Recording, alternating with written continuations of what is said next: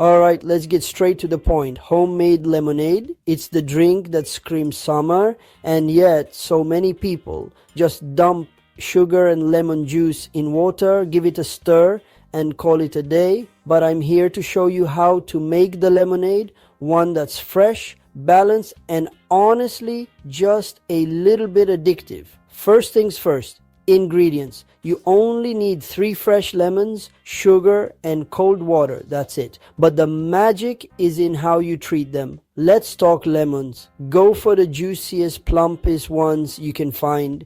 Give them a gentle roll on the counter before cutting. That helps release more juice. Slice them in half and juice away until you've got about 1 cup of fresh lemon juice.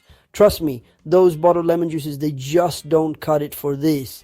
Now sugar. Here's the thing. Sugar dissolves way better in hot water than cold. So make a simple syrup. It's easy. Equal parts sugar and water in a small pot. Heat it just until the sugar melts.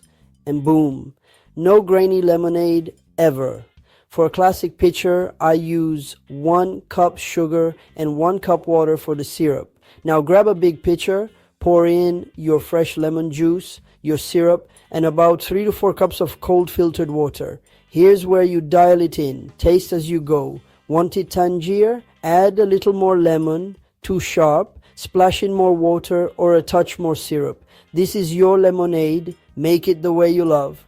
But let's kick it up a notch. Drop in a few lemon slices, maybe a handful of fresh mint. If you're feeling bold, a couple of smashed raspberries or a piece of fresh ginger. This is your playground, so have fun with it. And one last pro tip. Chill your lemonade in the fridge for at least an hour. The flavors meld, the acidity softens, and it's just better. Pour over ice, toss in a slice of lemon, and you've basically bottled sunshine. So that's it.